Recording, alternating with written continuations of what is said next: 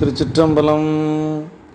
நேசம் நிறைந்த உள்ளத்தால் நீளம் நிறைந்த மணிகண்டத்து ஈசனடியார் பெருமினை எல்லா உயிரும் துளையெடுத்து தேசமுய திருத்தொண்ட தொகைமுன் பணித்த திருவாளன் வாசமலர்மென் கழல் வணங்க வந்த பிறப்பை வணங்குவாம். தூக்கு சீர் திருத்தொண்ட தொகை விரி வாக்கினால் சொல்ல வல்லபிரான் எங்கள் பாக்கிய பயனாம் பதி குன்றைவாள் சேக்கிழாரடி சென்னி இருத்துவாம். எல்லாம் வல்ல பெருமான் அருள் தரும் பன்னார் மொழியமிடமர் திரு நனாவுடையாருடைய திருவடிகளை வணங்கி எம்பெருமான் நம்பி ஆரோருடைய பொன்னார் திருவடி தாமர்களை மனமொழி மெய்களாலை வணங்கி எம்பெருமக்கள் நாயன்மாருடைய பொன்னார் திருவடிகளை எல்லாம் முக்கரணங்களாலே வணங்கி உரையாசிரியர் சிவக்குண ஐயாவுடைய திருவடிகளை நீல நினைந்து அடியானுடைய ஞானாசிரியர் பெருந்தகையார் விஜயமங்கல சொக்கலிங்க ஐயாவுடைய திருவடிகளை வணங்கி அடியார் பெருமக்களுடைய திருவடி தாமர்களை எல்லாம் முக்கரணங்களாலே வணங்கி அமைகின்றேன். அன்பார்ந்த சிவநேய செல்வர்களே, இன்று ஆவணி மாதம் பூச நட்சத்திரம் செருத்துணை நாயனார் குருபூசை திருநாள். இன்று அன்பர் பெருமக்களே, எம்பெருமான் செருத்துணை நாயனார் சோழ நாட்டிலே ஒரு பகுதியாக இருக்கக்கூடிய மருக நாட்டிலே உள்ள தஞ்சாவூர். இது மருக நாட்டில் இருக்கக்கூடிய ஒரு தஞ்சாவூர் என்று சொல்லி நமக்கு சரிதத்திலே ஆசிரியர் பெருமான் விளக்கம் செய்கின்றார். அந்த மருக நாட்டிலே உள்ள தஞ்சாவூரிலே வேளாண்குடியிலே முதல்வராக திகழ்ந்து பெருமானுடைய திருவடியிலே மெய்யன்புடைய ஒரு பெருமகனார் செருத்துணை நாயனார். அவர் திருவாரூர் கோயிலில் அந்த திருமுன்றிலே இருக்கக்கூடிய பணிகளை காலந்தோறும் செய்து இறைவனை வழிபாடு செய்து கொண்டு வந்தவர். அவரோடு சமகாலத்திலே வந்த கலர்சிங்க நாயனார் என்று சொல்லக்கூடிய அரசரும் அங்கு வழிபாடு செய்வதற்காக வருகின்ற பொழுது அவருடைய துணைவியார் அந்த அறநெறியில் இருக்கக்கூடிய பூமண்டபத்தில் இருக்கக்கூடிய ஒரு பூவை எடுத்து முகந்ததனாலே சிவ அபச்சாரம் என்று சொல்லி அந்த மூக்கை தரித்த ஒரு சரிதம் இந்த சரிதம். செருத்துணை நாயனாருடைய சரிதத்தை சிந்திக்க வேண்டும் என்று சொன்னால் கலட்சிங்க நாயனாருடைய சரிதமும் இரண்டும் சேர்த்து தான் சிந்திக்க முடியும். ஏனென்று சொன்னால் இரண்டு சரிதங்களும் ஒன்றோடு ஒன்று தொடர்புடையது. அப்படி இருக்கின்ற பொழுது நமக்கு திருத்தொண்ட தொகையிலே நமக்கு நம்பிகள் அருளுகின்ற பொழுது மடல் சூழ்ந்ததார் நம்பி இடங்கழிக்கும் தஞ்சை மன்னவனாம் செருத்துணைதன் அடியார்க்கும் அடியேன் என்று சொல்லி நமக்கு தொகையாசிரியர் நம்பிகள் அருளுகின்றார். தஞ்சாவூரின் தலைவராக இருக்கக்கூடிய செருத்துணை நாயனாருடைய அடியார்களுக்கும் நான் அடியேன் ஆவேன் என்று சொல்லி திருத்தொண்ட தொகையில் அருளி இருக்கிறார். இது மருக நாட்டு தஞ்சாவூர் என்று சொல்லக்கூடியது. இதை திருத்தொண்டர் திரு அந்தாதியில் நம்முடைய நம்பியாண்டார் நம்பிகள் அருளுகின்ற பொழுது களிநீல் கடல் நஞ்சயின்றார்க்கு இருந்த கடிமலரை மொழிநீல் புகழ் கலற்சிங்கந்தன் தேவி முன் மோத்தலுமே எழில் நீல் குமிழ்மலர் மூக்கறிந்தான் என்று இயம்புவரால் செழுநீர் மருகன் அந்நாட்டமர் தஞ்சை செருத்துணையே என்று சொல்லி இந்த வகை நூலிலும் மருகல் நாட்டு தஞ்சாவூர் செருத்துணை நாயனார் என்று சொல்லித்தான் நமக்கு ஆசிரியர் அருளுகின்றார். இந்த வகை நூலிலே அந்த பெருமானுடைய பூசணைக்காக வைத்திருந்த மனமுடைய மலரை எடுத்து மொழியப்படுகின்ற புகழினையுடைய கலச்சிங்கரின் பட்டத்தரிசை மோந்தவுடனே அந்த மலர் போன்ற குமிழ் பூ போன்ற மூக்கினை அறிந்தவர் என்று சொல்லி நாயனாரை அவருடைய ஒரு வீரத்தை பறைசாற்றுவது போல அருளி இருக்கிறார். ஒரு அரசனுடைய மனைவி என்று கூட பாராது சிவ அபச்சாரம் நடந்த அப்பொழுதே தண்டனை கொடுத்த ஒரு பெருமகனார் செருத்துணை நாயனார். அதுதான் நாம சிந்திக்கணும். தவறு செய்கின்றவர்கள் எவ்வளவு பெரியவர்களாக இருந்தாலும் அதற்குரிய தண்டனையை அப்பொழுதே கொடுத்திருக்கிறார். அதுதான் திருக்கூட்ட சிறப்பிலே நமக்கு சேக்கிழார் பெருமான் சொல்லுவது போல வீரம் என்னால் விளம்பும் தகையதோ என்று சொல்லி நமக்கு அருளுகின்ற அந்த வீர பரம்பரையிலே வந்தவர் இந்த செருத்துணை நாயனார். செழுநீர் மருகன் அந்நாட்டம தஞ்சை செருத்துணையே என்று சொல்லி அந்த மருகல் நாட்டிலே தஞ்சாவூரில் உள்ள செருத்துணையார் என்று சொல்லி நமக்கு வகை நூல் ஆசிரியரும் அருளுகின்றார். அவருடைய புகழுக்கு காரணம் அவருடைய வீரம் என்று சொல்லி வகை நூலும் அருளுகின்றது. தொன்று புராணத்திலே தெய்வ சேக்கிழாரடிகள் இந்த சரிதத்தை 7 திருப்பாடல்கள் மூலமாக நமக்கு அருளி இருக்கிறார்கள். அதிலே முதலாவது திருப்பாடலிலே நாயனாருடைய நாடும் அவருடைய பதியும் அந்த நாட்டினுடைய சிறப்புகளையும் இங்கே அருளியிருக்கிறார்.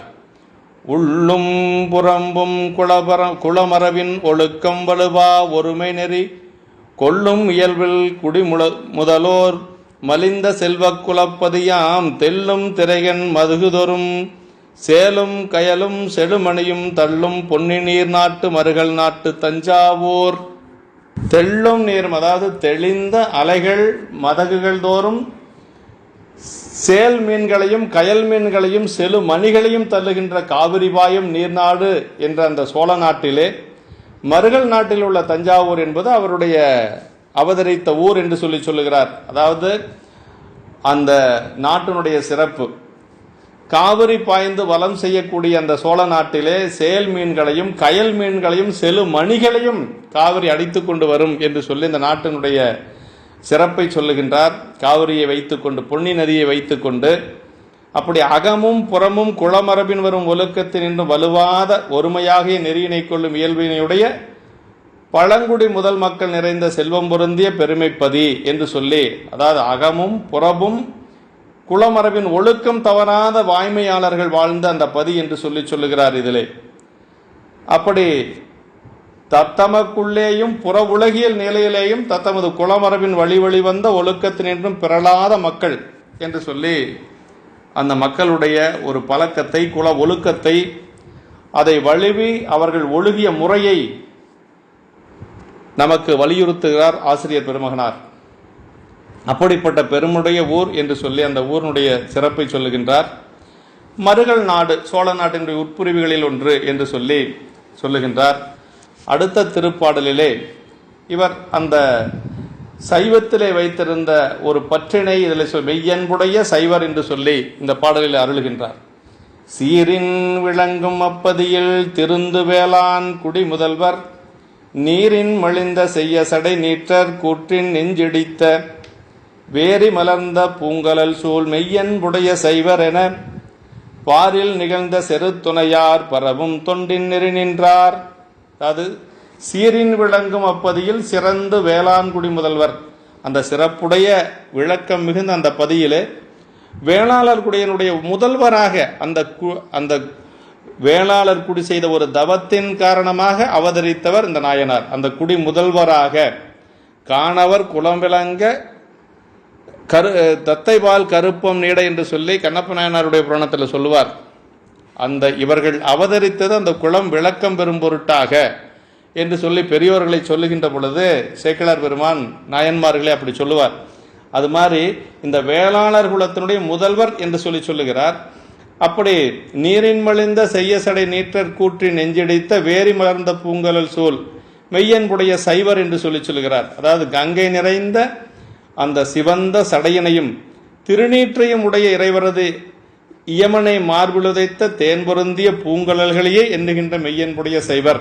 பெருமான் எப்படிப்பட்டவன்னா, கங்கையை தலையிலே சூடியவன், நெற்றியிலே திருநீற்றை உடையவர், நீண்ட சடையை உடைய பெருமான். அவர் இயமனை மார்பில் உதைத்த அந்த திருவடிகளை எண்ணி எண்ணி அந்த பெருமானிடத்திலே மெய்யன்புடைய சைவர் என்று சொல்லி, ஏன் அப்படி சொல்றாருன்னா, பெருமான் கூற்றுவனை உதைத்தது கூட தன்னுடைய அடியாரை காக்கும் பொருட்டாக, அந்த ஒரு இறைவனுடைய அந்த பெரும் கருணையை சொல்லி சேக்கிழார் பெருமான் நமக்கு சொல்லுகின்றார். கூற்றுவனை கூற்றின் நெஞ்சிடித்த வேரி மலர்ந்த பூங்கலல் சூழ் மெய்யன்புடைய சைவர் என என்று சொல்லி அந்த சிறப்பை சொல்லுகின்றார். உலகில் விளங்கிய செருத்துணையார் என்பார் போற்றுகின்ற திருத்தொண்டின் நெறியிலே ஒழுகி வந்தனர். பெருமானுடைய அந்த தொண்டு நெறியிலே ஒழுகி வந்தவர் நாயனார் என்று சொல்லுகின்றார். காலனை உயிர் செக உதை கொண்ட மலர்ந்த பாதங்கள் திருவிசைப்பா. அந்த பெருமான் காலனை உதைத்தது தன்னுடைய அடியாரை காப்பதற்காக, மார்க்கண்டேயர்க்காக என்று சொல்லுவார்.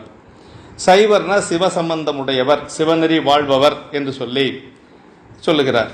இப்படி இந்த 2வது பாடலிலே அதை சொல்லி, அடுத்து 3வது திருப்பாடலிலே அப்படி அந்த பதியிலே தொண்டு செய்து வரக்கூடிய நாயனார் செருத்துணை நாயனார் ஆழித்தேர் வித்தகர் என்று சொல்லக்கூடிய ஆரூர் பெருமான் வீட்டில் இருக்கக்கூடிய திருவாரூர் சென்று அந்த ஆழித்தேர் வித்தகருடைய கோயிலிலே அவருக்கான உரிமை தொண்டுகள் செய்து வழிபாடு செய்து கொண்டு வருகிறார். அதை இந்த பாடல்ல சொல்றார்.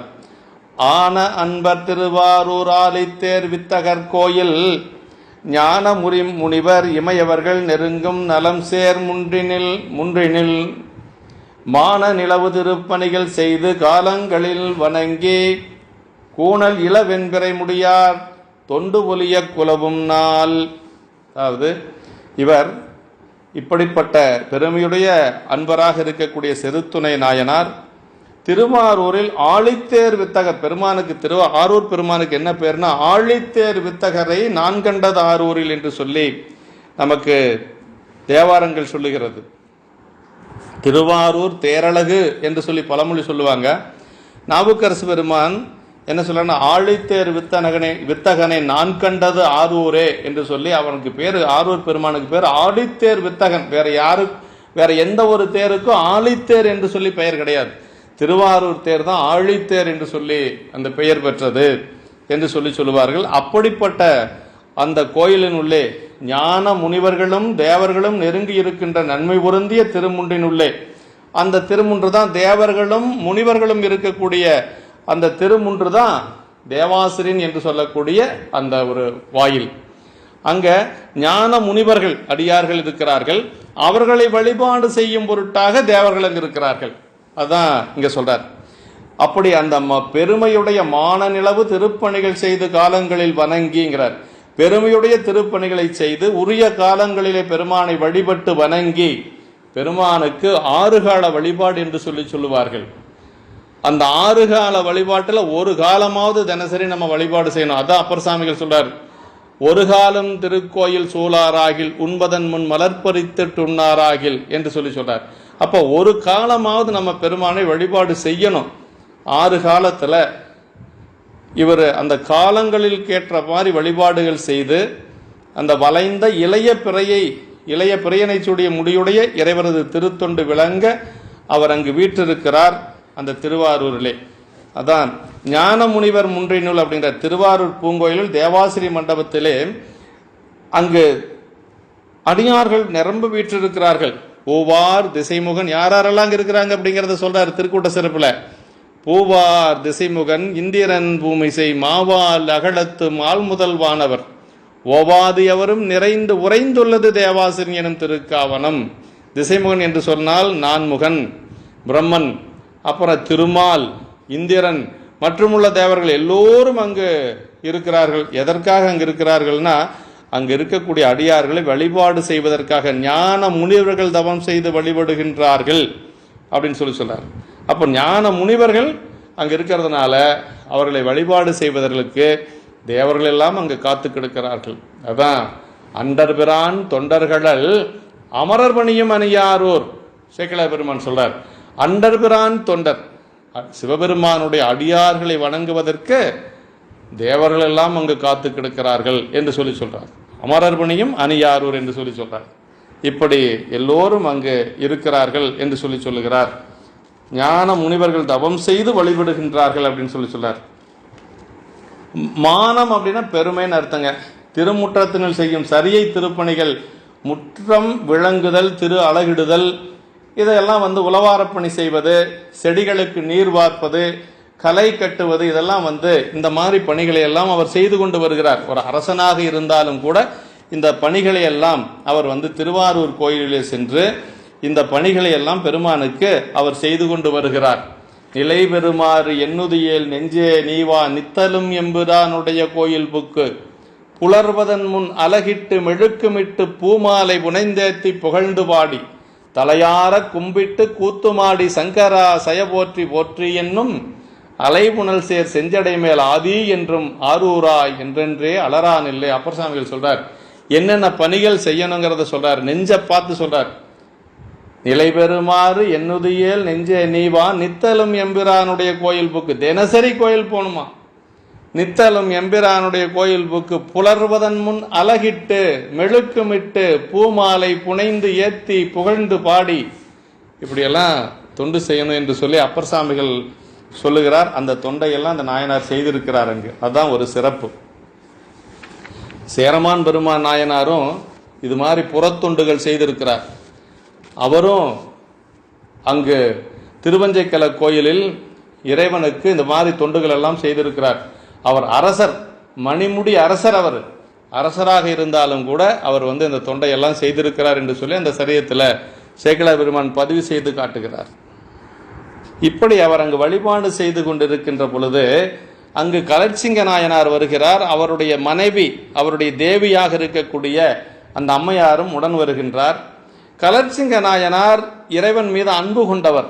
பெருமானை வழிபாடு செய்து கொண்டு ஆரூர் கோயிலை வளமாக சுற்றி வருகின்றார். அப்படி வருகின்ற பொழுது இந்த கலட்சிங்க நாயனாருடைய மனைவி சமண சமயத்தை சார்ந்த ஒரு பெண் என்று சொல்லுவார்கள். அந்த அம்மாவுக்கு இந்த அழகையெல்லாம் ரசித்து கொண்டு வருகிறார். கட்டட கலைகளை எல்லாம் ரசித்து கொண்டு இறைவன் வழிபாட்டில் அந்த அம்மாவுக்கு அவ்வளவு ஈர்ப்பு இல்லை. அதனால அந்த அழகையெல்லாம் ரசித்து கொண்டு அறநெறியில் இருக்கக்கூடிய அந்த பூமண்டபத்திலே அந்த அம்மா வீற்றிருக்கிறார். அந்த பூமண்டபத்திலே என்ன செய்யறாங்கன்னா, ஒரு அழகான ஒரு மலர் அந்த பூமண்டபத்திலே இருக்கிறது. அந்த மலரை எடுத்து அந்த அம்மா முகந்து பார்க்கிறார். அதான் சொன்னார், உலகு நிகழ்ந்த பல்லவர் கோச்சிங்கர் உரிமை பெருந்தேவி நிலவு திருப்பூ மண்டபத்து மருங்கு நீங்கி கிடந்ததொரு மலரை எடுத்து மோந்ததற்கு பொறாமை வழி தொண்டர் இலகு சுடர்வாய் கருவி எடுத்து எழுந்த வேகத்தால் எய்தி உலகு நிகழ்ந்த பல்லவர் கோச்சிங்க உரிமை. அதாவது அந்த அம்மா உலகில் அரசு புரியும் பல்லவர் கோச்சிங்கருடைய பட்டத்து உரிமையுடைய தேவி. இந்த கலட்சிங்க நாயனாருடைய தேவி சங்காதேவின்னு சொல்லுவாங்க. புராணத்தில் அந்த பெயர் இல்லை, ஆனால் குறிப்பில் கொடுத்துருக்குறாங்க சங்காதேவி என்று சொல்லி.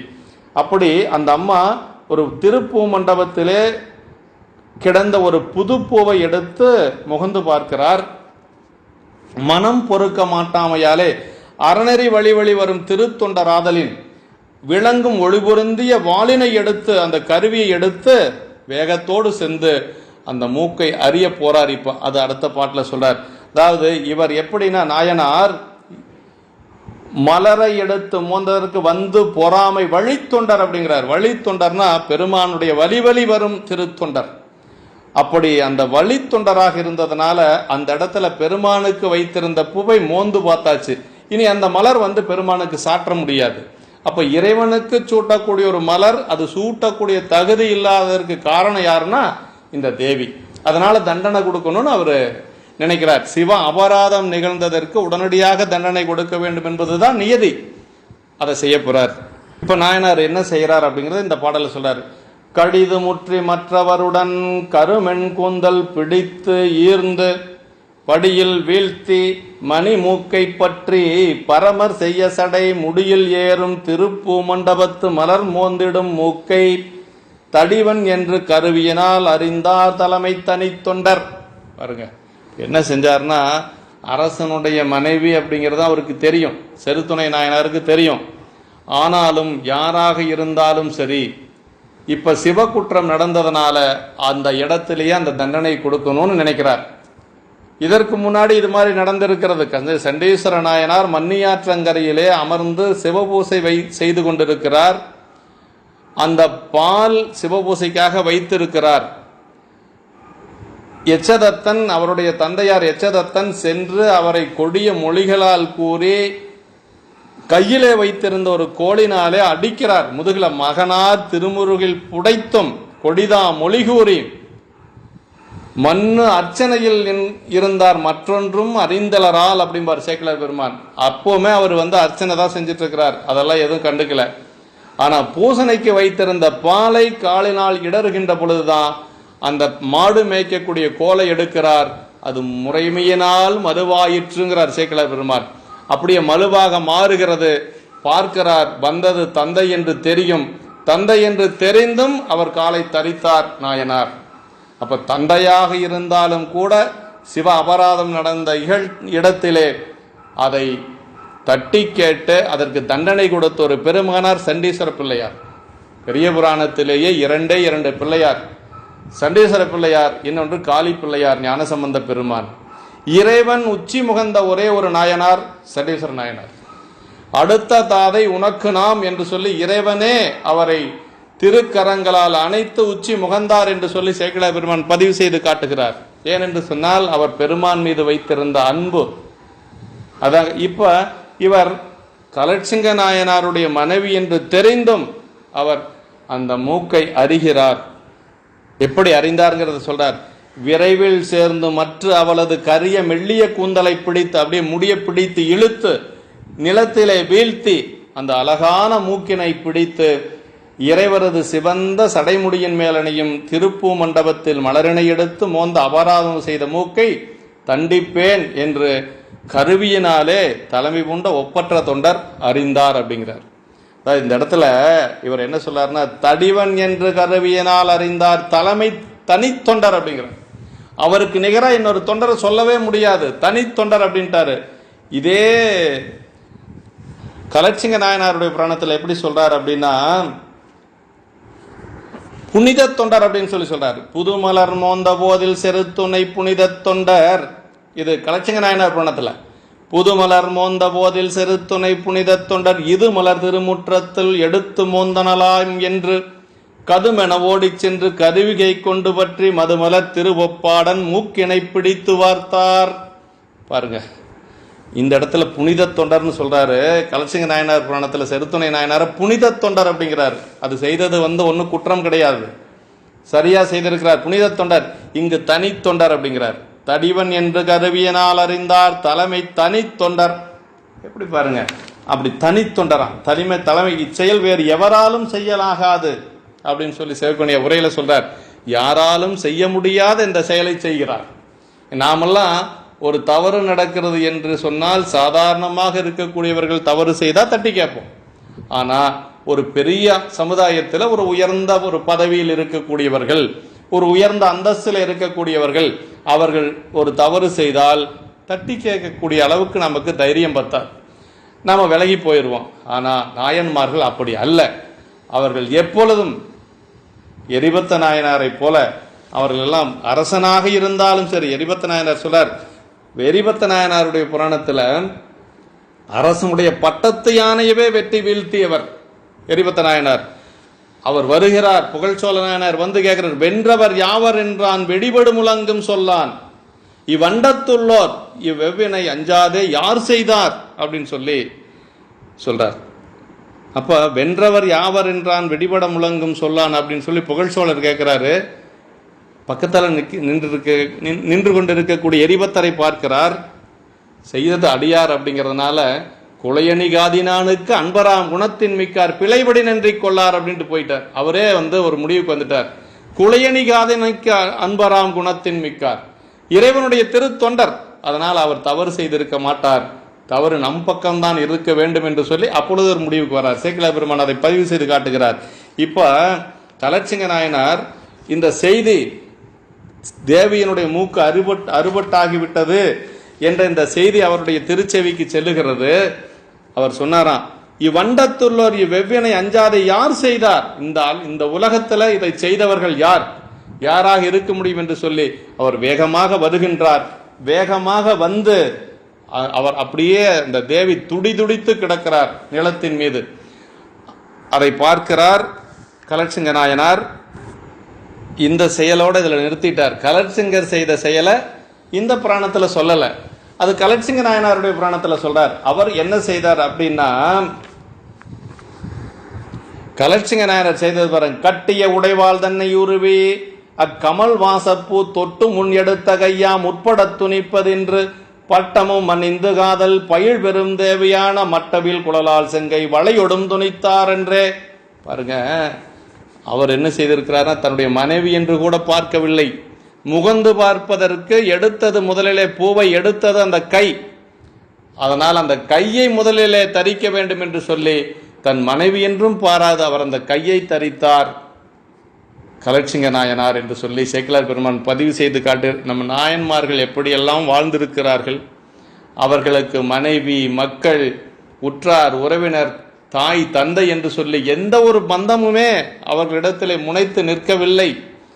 அவர்களிடத்திலே தொண்டு நின்றது, பெருமானிடத்திலே அன்பு நின்றது, அடியார்களிடத்திலே அன்பு நின்றது, வேற எதுவும் நிக்கல. உலகியல் இன்ப துன்பங்கள் அவர்களை கொஞ்சம் கூட பந்தப்படுத்தவே இல்லை அப்படிங்கிறத நம்ம இதில் தெரிந்து கொள்ள வேண்டும். தொண்டு குறிக்கோள் இந்த ரெண்டே விஞ்சி நின்றது நாயன்மார்களிடத்திலே. நாமெல்லாம் அவருடைய தொண்டுக்கு முன்னாடி அவருடைய தொண்டை பார்த்து அவர்களை வணங்கி கொள்ளத்தான் முடியுமே ஒழிய அதில் இருக்கக்கூடியது 1% கூட நாம் கடைபிடித்து ஒழுகுவது அப்படிங்கிறது மிக மிக கடினமான ஒரு நிலை. ஏனென்று சொன்னால் இது மாதிரி எல்லாம் அவர்கள் வாழ்ந்திருக்கிறார்கள் அப்படின்னா அவர்களுடைய திருவடிகளை நாம் நினைந்து நினைந்து நினைந்து நினைந்து நாம் மனதிலே போற்றி மகிழ வேண்டும். அப்படி தேவியனுடைய கையை அவர் தரித்தவுடனே விண்ணிலே இருந்து தேவர்களெல்லாம் அப்படியே மலர்மலை பொழிந்தார்கள். பெருமான் அவர்களுக்கு அருள் செய்தார் அப்படிங்கிறத சொல்றார். அரிய அத்திருத்தொண்டர் அரற்றும் அரசன் ஆறளவில் காலமருவிய உரிமை தாங்கி மாலையற்கரியார் மன்னும் திருவருட் சிறப்பினாலே செய்ய சேவடியின் நிழல் பெருகிய உரிமையாகும் பேரருள் எய்தினாரே என்று சொல்லி தலால்சிங்க நாயனார் சரியத்தில் சொல்றார். இந்த சரியத்தில் என்ன சொல்றாருன்னா, இப்படி இது நிகழ்ந்து பெருமான் அருள் செய்கின்றார். அடுத்த திருத்தொண்டு உலகறிய செய்த அடல் ஏறணையவர்தாம் தொடுத்த தாம மலரிதழி முடியார் அடிமை தொண்டு கடல் உடுத்த உலகெனில் நிகழச் செய்து உய்ய செய்ய பொன்மன்றுள் எடுத்த பாத நிழல் அடைந்தே இரவா இன்பம் எய்தினார். இது மாதிரி நிகழ்வு நடந்த உடனேயே பெருமான் இறைவனுடைய திருவருளினாலே தேவியனுடைய மூக்கும் சரியாகி விட்டது, கையும் சரியாக இருந்தது. எல்லாம் பெருமான் தேவியோடு அவர்களுக்கு அருள் செய்தார். அந்த சரீரத்தில் அதை குறிப்பிட்டிருக்கிறார். இந்த சரீரத்தில் என்ன சொல்றாருன்னா, அடுத்த திருத்தொண்டு உலகறிய செய்த அடலேர் அணையவர்தாம். அடுத்ததாகிய திருத்தொண்டினை உலகம் அறியும்படி செய்ய வலிமை பொருந்தி ஆண் சிங்கம் போன்ற செருத்துணை என்பர். ஆண் சிங்கம் போன்ற அடலேர் அணையவர்தாம். அப்புறம் தொடுக்கப்பட்ட மாலை போன்ற கொன்றை பூவினை சூடிய திருமுடியுடைய பெருமானது அடிமை திருத்தொன்றினை கடல் சூழ்ந்த உலகத்தில் நிகழ்ந்து விளங்கும்படி செய்து அவருடைய தொண்டினை இந்த கடல் சூழ்ந்த உலகத்திலே நிகழ்ந்து விளங்கும்படி செய்து உயிர்கள் உய்யும்படி செம்பு நம்பளத்தில் எடுத்த திருவடியின் நிழலில் அடைந்தே இரவாத இன்பத்தினை அடைந்தார் அப்படின்னு சொன்னார். அதாவது எடுத்த பாத நிழலடைந்தே இரவா இன்பம் எய்தினார். இது போன்று நிகழ்வு நடந்தது. இறைவன் 2 நாயன்மார்களுக்குமே அருள் செய்திருக்கிறார். இந்த நம்முடைய செருத்துணை நாயனாருக்கு பெருமான் இரவா இன்பம் எய்தினார். எடுத்த பாத நிழலடைந்தே இரவா இன்பம் எய்தினார். அப்படின்னா இரவாத இன்பம்னா கெடுதலில்லாத அன்புன்னு பேருங்க. இரவாத இன்பன்பு வேண்டி பின் வேண்டுகின்றார். பிறவாமை வேண்டும் மீண்டும் பிறப்பு உண்டேல் உன்னையென்றும் மறவாமை வேண்டும் இன்னும் வேண்டு நான் மகிழ்ந்து பாடி அறவா நீ ஆடும்போது உன் அடியின் கீழ் இருக்க என்றார் என்று சொல்லி நம்முடைய அம்மையார் வரம் கேட்டதை போல பெருமானுடைய அந்த திருவடி நிழலை அடைந்து இரவாத இன்பத்தை நாயனார் எய்தினார் அப்படின்னு சொல்றார். அடுத்த திருத்தொண்டுனா இந்த தமக்கு திருவருளால் நேர்பட்ட இச்சரித நிகழ்ச்சி இந்த தொண்டு செய்ததற்குரிய ஆண்மை குறித்தது. இந்த தொண்டு செய்வதற்கு அந்த ஒரு ஆண்மை முக்கியம், பெருமானிடத்திலே அன்பு முக்கியமாக இருந்தது. இதை உலகறிய செய்தார் பெருமான் என்று சொல்லுகிறார். இந்த அப்படிப்பட்ட இந்த நாயனார் அவருடைய திருச்சரிதத்தை 7 பாடல்கள் 7வது பாடலை தோற்றுவாய் செய்கின்றார். ஆசிரியர் செங்கன் விடையார் திருமுன்றில் விழுந்த திருப்பள்ளித்தாமம் அங்கன் எடுத்து மோந்த அதற்கு அரசர் உரிமை பெருந்தேவி துங்கமணி மூக்கறிந்த செரு துணையார் தூய கடல் இறைஞ்சி எங்கும் நிகழ்ந்த புகழ்துணையார் உரிமை அடிமை எடுத்துரைப்பாம். அதாவது சிவந்த கண்ணையுடைய இடபத்தையுடைய இறைவரது திருமுற்றத்தில் விழுந்த திருப்பள்ளித்தாமத்தினை அங்கு எடுத்து மோந்ததற்காக அரசரின் பட்டத்துரிமையுடைய ஒரு பெருந்தேவி என்று கூட பார்க்காது அந்த தேவியாரது பெருமையுடைய அழகிய மூக்கனை அறிந்த செருத்துணையாரது தூய்மையுடைய கலல்களை வணங்கி நாயனாருடைய கலல்களை வணங்கி அவருடைய திருவடி துணை கொண்டு தூய கடலிறங்கி எங்கும் நிகழ்ந்த புகழ்துணையார் உரிமை அடிமை எடுத்துரைப்பாம் என்று சொல்லி அடுத்து புகழ்துணை நாயனாருடைய அந்த அடிமைத்தரத்தை சொல்ல புகுகின்றோம் என்று சொல்லுகிறார். புகழ்துணை நாயனாருடைய குருபூசை நாளைக்கு, இதுக்கு அடுத்த நாள் புகழ்துணை நாயனாருடைய குருபூசை. அந்த சரிதத்தை அப்போ நாம் விரிவாக சிந்திக்கலாம் என்று சொல்லி இப்படி எங்கும் நிகழ்ந்த இவரது புகழையன்றி அடிமைத்தரமாய அகம்படி தொண்டும் எந்த இடத்தும் நிகழ்தற்குரியது என்று சொல்லி இப்போ இந்த நாயனாருடைய சரிதத்தின் மூலமாக நமக்கு என்ன தெரிஞ்சுக்கிறோன்னா, இறைவரது திருமுன்றினில் திருப்பணிகள் செய்தலும் காலந்தோறும் சேர்ந்து பெருமானை வழிபடுவதிலும் சிறந்த சிவதர்மங்கள். பெருமானுக்கு தொண்டு செய்வது, அதாவது திருமுன்றிலே பணி செய்வது, அதே போல ஒவ்வொரு காலத்திலும் சென்று இறைவனை வணங்குவது, இதெல்லாம் சிவந்த ஒரு சிவ தர்மங்கள். இன்னொன்று, சிவன் கோயில் திருமுன்றினில் விழுந்த புதுப்பூ சிவனுக்காவது அதனை எடுத்து மோந்தல் சிவ அபராதம். அதாவது பெருமானுக்கு இருக்கக்கூடிய மலரை எடுத்து முகந்து பார்த்தா அது சிவ அபராதம், அதை நாம செய்யக்கூடாது அப்படிங்கிறது இந்த சரீரத்திலிருந்து தெரிகிறது. சிவ அபராதத்தினை கண்டபோது உரியவாறு தண்டித்தல் அன்பர்களது கடமை. ஏன்னா ஒரு இடத்துல சிவ அபராதம் நிகழ்கிறது என்று சொன்னால் அதை நாம தண்டிக்கணும். அப்படி தண்டிக்க முடியல அப்படின்னா அந்த இடத்தை விட்டாவது நம்ம வெளியில வந்துடணும். அங்க இருக்கக்கூடாது. அதை நின்று கொண்டு நாம் அதை பார்த்து கொண்டு கேட்டுக்கொண்டு இருக்கக்கூடாது. இதனால் இருவரும் பயனடைகின்றனர். சிவ அபராதம் கண்டு தண்டிக்காது வாளா இருத்தல் பாவம். அவ்வாறு தண்டித்தல் இயலாவிடின் சிவசிவ என்று சொல்லி அந்த இடத்தை விட்டு நீங்குகை என்பது விதி. இப்போ நம்ம கண்டிக்க முடியல, எல்லாருக்கும் அந்த ஒரு வீரம் பத்தாது. அதனால சிவசிவா என்று சொல்லி அந்த இடத்தை விட்டு நாம வெளியில வந்துடணும். அதாவது மறைகள் நிந்தனை சைவ நிந்தனை பொறா மனமும் தருக நைம்புலன்களுக்கு ஏவல் செய்யூரா சதுரும் என்று சொல்லி, அதாவது நந்தியம் பெருமான் 16 வரங்கள் கேட்கிறார் பெருமானிடத்திலே. அந்த 16 வரங்கள்ல முதன்மையானது என்னன்னா, மறைகள் நிந்தனை சைவ நிந்தனை பொறா மனம் என்று சொல்லி கேட்கிறார். அதுல நிறைய இடங்கள் என்ன வருதுன்னா, அன்பர்களுக்கு கனவிலும் தீமை செய்யாத ஒரு எண்ணம் வேணும் அப்படின்னு சொல்லி சொல்றார். அப்ப அடியார்களுக்கு அவங்க என்ன சொன்னாலும் அன்பர் தீது செய்யணும் சிவச்செயல் எனக்கொள்ளும் தெளிவும் அப்படின்னு கேட்கிறார். அன்பர்கள் நமக்கு தீமையே செய்தாலும் கூட அது சிவச்செயல் என்று சொல்லி நாம் நினைக்க வேண்டும் என்று சொல்லி நந்தியம் பெருமான் இறைவனிடத்திலே வரம் கேட்கிறார். அப்ப இதெல்லாம் நம்ம கடைபிடித்து ஒழுக வேண்டிய ஒரு நல்ல நெறிகள். சிவ அபராதம் உலகியலில் பெரியார் சிறியார் என்ற பாகுபாடின்றி யாவர் மாட்டு கண்டாலும் ஒருக்கத்தக்கது. அந்த சிவ அபராதம் சிறியவர்கள் செய்தாலும் சரி, பெரியவர்கள் செய்தாலும் சரி, யார் செய்தாலும் அதற்கு குற்றம்தான், அதற்குரிய தண்டனையை கொடுக்க வேண்டும் என்று சொல்லி இந்த சரிதத்தின் மூலமாக நாம் அறிந்து கொள்ள வேண்டியது இந்த செய்திகள் என்று சொல்லி நாயனாருடைய செருத்துணை நாயனாருடைய திருவடி தாமர்களை மீண்டும் ஒருமுறை மனமொழி மெய்களாலை வணங்கி இந்த குருபூசை தினத்திலே அவருடைய திருவடிகளை வணங்கி நாம் உய்வடைவோமாக என்று சொல்லி பெருமானுடைய திருவடி தாமர்களையும் நாயன்மாருடைய குருவடி தாமர்களையும் வணங்கி என்றும் இன்பம் பெருகு முயல்வினால் ஒன்று காதலித்து உள்ளமும் ஓங்கிட மன்றுளார் அடியாரவர் வான்புகழ் நின்றதெங்கும் நிலை உலகலாம். திருச்சிற்றம்பலம்.